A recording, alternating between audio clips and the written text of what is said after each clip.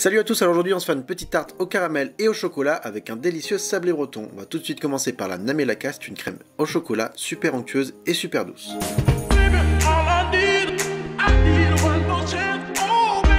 On va avoir besoin de lait, de crème, de chocolat, de gélatine et un peu de glucose. On va tout de suite mettre notre gélatine dans de l'eau froide pour bien l'hydrater et ensuite on va faire chauffer notre crème. On verse notre glucose dans notre crème et on mélange bien. On va tout verser sur notre chocolat et bien mélanger encore une fois pour que le tout soit bien homogène.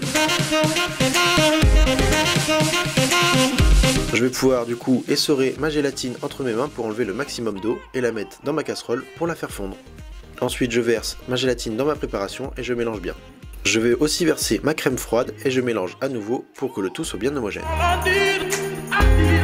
Je mixe à grande vitesse et je peux laisser ma Namelaka 24 heures au frigo pour qu'elle prenne bien. N'hésitez pas à vous abonner à la chaîne YouTube et à la page Instagram si mon contenu vous plaît et que vous voulez voir d'autres vidéos.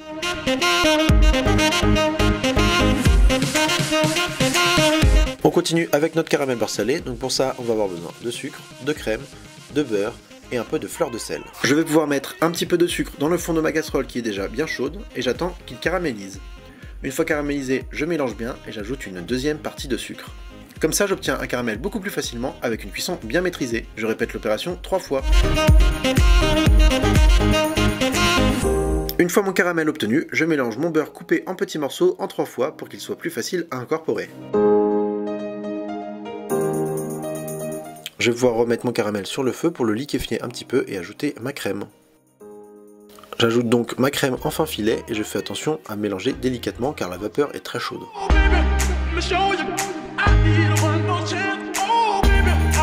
Une fois la crème bien incorporée, je vais pouvoir laisser mon caramel chauffer tout en mélangeant de temps en temps pour qu'il s'épaississe. Dès qu'on voit que les bulles commencent à s'éclater plus difficilement, je vais pouvoir ajouter un peu de fleur de sel, bien mélanger, et le verser dans un récipient filmé au contact jusqu'à complet refroidissement.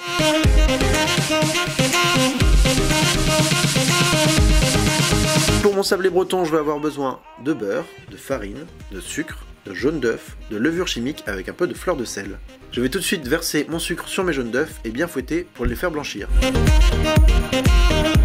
J'ajoute ensuite ma farine et ma levure chimique avec ma fleur de sel et je mélange bien pour faire une pâte bien homogène.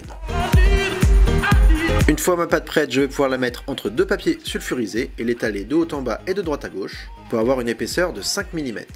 Et je vérifie si j'ai suffisamment étalé ma pâte à l'aide de mon cercle. J'enlève ma deuxième feuille de papier sulfurisé et à l'aide du cercle je viens appuyer pour couper la pâte. J'utilise l'excédent de pâte pour combler mon trou que j'ai en bas à droite et je mets au four 15 minutes à 180 degrés.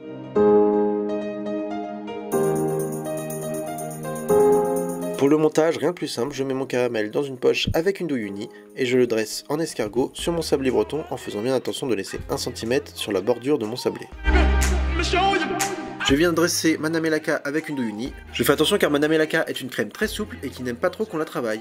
Je mets donc une petite quantité de Namelaka dans ma poche pour ne pas trop la chauffer et avoir un beau dressage. Je recouvre l'entièreté du caramel pour avoir une surprise à la dégustation. Et voilà, c'est fini. On peut mettre quelques copeaux de chocolat et il n'y a plus qu'à déguster.